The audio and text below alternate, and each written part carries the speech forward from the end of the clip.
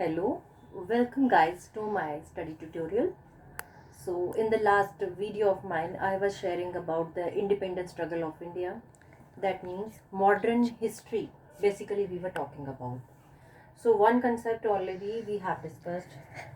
We talked about the failure of revolt of 1857. Then we discussed about the suggestion of partition of Bengal in 1905 by Lord Curzon. And now after that we are starting with the further part of it. So here we are going to talk about modern history.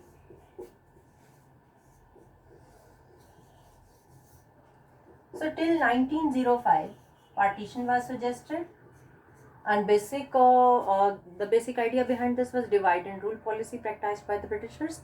And after that, now let us come to the next event that took place, that is in 1906.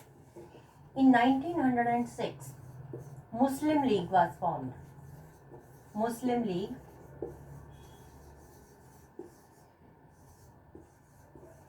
Now it was formed Dhaka, which name you might have heard, which is now the capital of Bangladesh. But we are talking about the era before 1947, when there was no country as Bangladesh.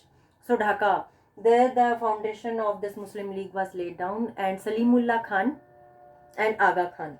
These were the two people, those who were the real founder of this party, but later on, that is Muhammad Ali Jinnah, who took over the charge of this party. So Muslim League was founded in 1906. So later on you can say the head office of this party, it later on shifted to head of Lucknow. So first it was Dhaka, later on it to Lucknow. Salimullah Khan and Aga Khan were the real founder, and later on Muhammad Ali Jinnah, he took over the charge of this party, that is Muslim League. So what was the year when it was founded? 1906. Then another major event that took place in 1907.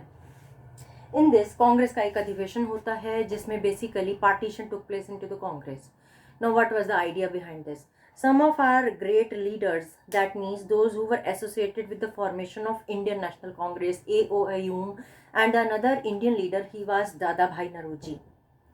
So Gopal Krishna Gokhale, Dadabhai Naoroji, and Parvez Mehta, these were the three individuals which were having the view, that means कि peaceful methods should be adopted by the Indians, या भारतीयों को administration में कुछ जगह मिलनी चाहिए प्रशासन में, क्योंकि these are the people, these are the part of the masses who better understand the problems with the Indians. तो ये कुछ ऐसे लोग थे जो अंग्रेजी सरकार के साथ एक टर्म्स के ऊपर काम करना चाहते थे, but actually they wanted to take part a little bit into the प्रशासन और एडमिनिस्ट्रेशन, पर ये पीसफुल मेथड्स के फेवर में थे. सो आप कह सकते हो बेसिकली इन दिस अधिवेशन a split took place into the Congress. तो लेकिन इसके साथ साथ कुछ ऐसे लीडर्स भी थे जिनको आप कह सकते हो जो क्रांतिकारी मेथड्स में विश्वास करते थे. द बेसिक आइडिया, उनका मानना था कि स्ट्राइक्स एंड लॉकआउट्स जैसे मेथड्स इस्तेमाल करने चाहिए सरकार को अपने समक्ष झुकाने के लिए. सो इनको कहा गया एक्सट्रीमिस्ट, मॉडरेट एंड एक्सट्रीमिस्ट, यानी कि in other words we can say INC इसमें स्प्लिट हो गया. Basically it got separated into two parts. तो इसका स्प्लिट क्या हुआ? One part of it was extremist and another part of it was moderates. Moderates कौन थे? जो ब्रिटिश सरकार के साथ मिलजुल कर काम करना चाहते थे, बट एडमिनिस्ट्रेशन में थोड़ा बहुत पार्टिसिपेशन चाहते थे. सो टू moderates and extremist.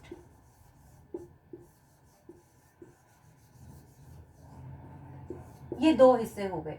इनको याद करने का बहुत ही आसान मेथड एक मैं आपको बता सकती हूँ. So far as extremist are concern, जो कि रेवोल्यूशनरी मेथड्स में विश्वास करते थे, जिनका मानना था कि दंगे, that mean strikes and lockouts के द्वारा गवर्नमेंट को, सरकार को झुकाया जाना चाहिए, अपने मांगों की तरफ उनका ध्यान आकृष्ट किया जाना चाहिए. तो ये तीन एक्सट्रीमिस्ट को हम शॉर्ट फॉर्म में याद कर सकते हैं. The method available with us is बाल, लाल एंड पाल. एक्सट्रीमिस्ट की लिस्ट को लाल करने का सबसे बेटर मेथड बाल, Lal and Pal. Now what does I mean by this? Bal stands for Bal Gangadhar Tilak, Pal Bipin Chandra Pal, and Lal Lala Lajpat Rai. So these were the three people, those who are falling in the category of extremist. So short form में याद किया जा सकता है बाल लाल पाल. And on the other hand, if we talk about the moderates, those who wanted a bit participation into the administration with the Britishers, ये तीन व्यक्ति कौन थे? दादा भाई नरोजी, परवेज मेहता एंड गोपाल कृष्ण गोखले. तो मॉडरेट्स और एक्सट्रीमिस्ट इन दो के बीच में इंडियन नेशनल कांग्रेस सेग्रीगेट हो गया. उसके बाद जो एक और महत्वपूर्ण घटना हुई, दैट इज 1909. इसमें एक नई घटना हुई, that is Morley Minto reforms. These reforms were recommended by the British government. Actually, it is believed these were the reforms who laid down the foundation for partition of India and formation of Pakistan basically.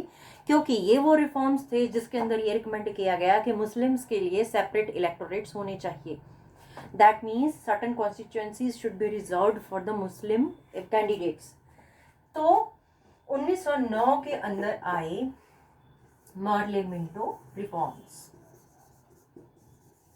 Merle Minto reforms, जिसको आप कह सकते हो these laid down the foundation of later on partition of India and formation of a separate country from India Pakistan.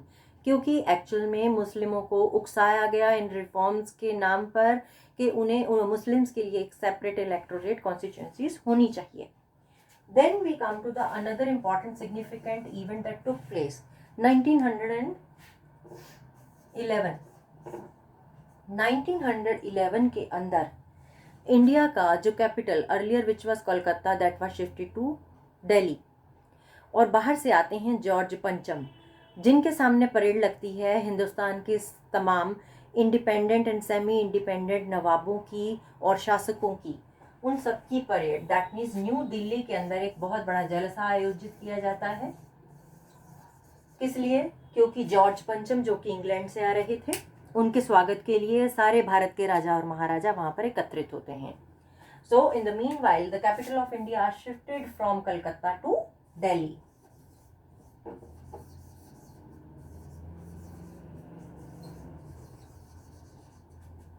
उन्नीस के अंदर ये घटना घटित होती है. उसके बाद अब हम आते हैं अगले वर्ष के ऊपर, जिसमें एक major event that took place, that was 1913.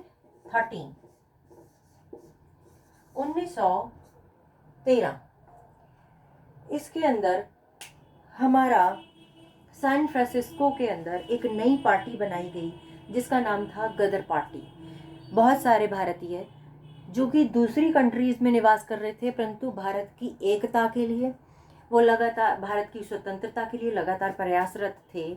तो ऐसे कुछ लोगों ने सैन फ्रांसिस्को में मिलकर गदर पार्टी बनाई, जिसमें सोनलाल भकना का महत्वपूर्ण रोल रहा. और इस पार्टी का बेसिक आइडिया था विदेशों में बैठ कर के प्लानिंग करना, किस काम के लिए, भारत को स्वतंत्रता आज़ादी दिलाने के लिए और भारत के विभिन्न मोमेंट्स के लिए धन इकट्ठा करना, फंड को एकत्रित करना. तो 1913 उसके बाद that means Ghadar party was founded in this year. Ghadar party, तो इसका फॉर्मेशन कहाँ हुआ? San Francisco.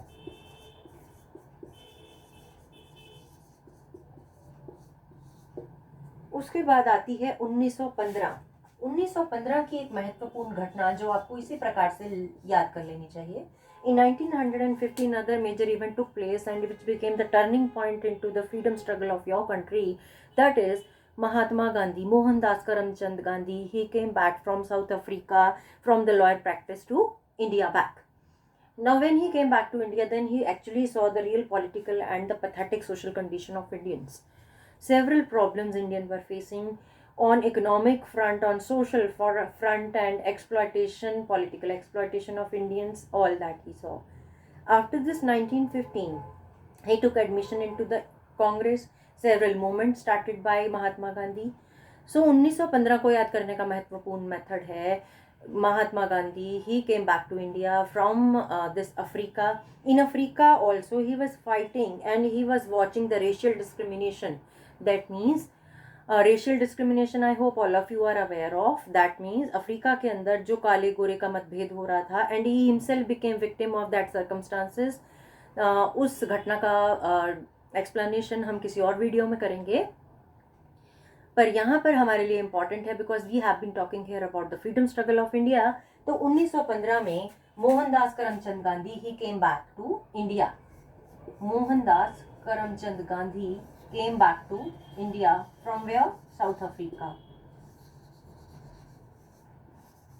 इसके बाद एक महत्वपूर्ण घटना जो घटित होती है, दैट मीन्स 1916 के अंदर Lucknow pact. Know what was the Lucknow pact? Lucknow pact वो था जिसमें एक अधिवेशन के अंतर्गत ये जो 3 पार्ट बन चुके थे, एक मुस्लिम लीग का निर्माण हो चुका था जिसे कि मुस्लिमों का समर्थन प्राप्त था, और दूसरी तरफ मॉडरेट एंड एक्सट्रीमिस्ट के नाम के ऊपर कांग्रेस में स्प्लिट हो चुका था। इस अधिवेशन के अंतर्गत ये तीनों एक दूसरे के आसपास आते हैं बिकॉज दे स्टार्टेड रियलाइजिंग कि अगर हम आपस में इसी प्रकार से डिस्ट्रीब्यूटेड रहे, बटे हुए रहे, अलग अलग पार्टियों में तकसीम हुए रहे, तो देश को स्वतंत्र कराना एक सपना मात्र बन के रह जाएगा।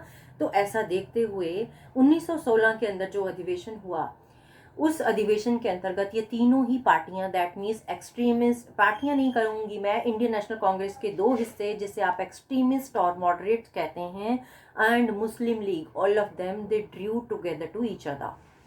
फाइनली 1916 अगला महत्वपूर्ण इवेंट, 1916 होम रूल लीग।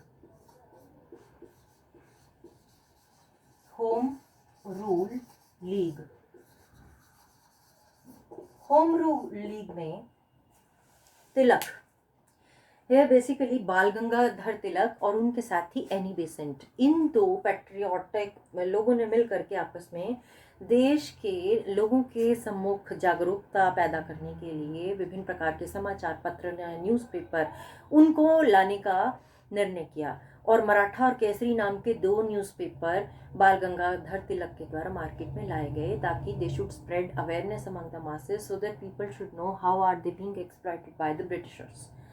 सो 1916 की उपलब्धि हम लगा सकते हैं होम रूल लीग के साथ, जिसको बनाने का क्रेडिट या श्रेय जाता है बाल गंगाधर तिलक और एनी बेसेंट को। उसके बाद महात्मा गांधी के द्वारा चंपारण आंदोलन स्टार्ट किया गया जो कि गुजरात में है, और उसके बाद उन्हीं के द्वारा गुजरात की मिलों के अंदर काम करने वाले मजदूरों के हितों की रक्षा के लिए एक और बहुत बड़ा मूवमेंट चलाया गया। इसके अलावा भारत छोड़ो आंदोलन and civil disobedient movement and several other movements are still pending. Even one major event, that is Jallianwala Bagh, that took place in 1919. इन सारे मूवमेंट्स और इंसिडेंट्स को हम डिटेल में पढ़ेंगे अपने अगले वीडियो में। तब तक के लिए कृपया इन्हें एक I think this the best method, we should keep on noting down in a chronological order year wise के in which year, particular year, which event took place. So आज के लिए केवल इतना ही। धन्यवाद, फिर मिलेंगे। शुभ दिन।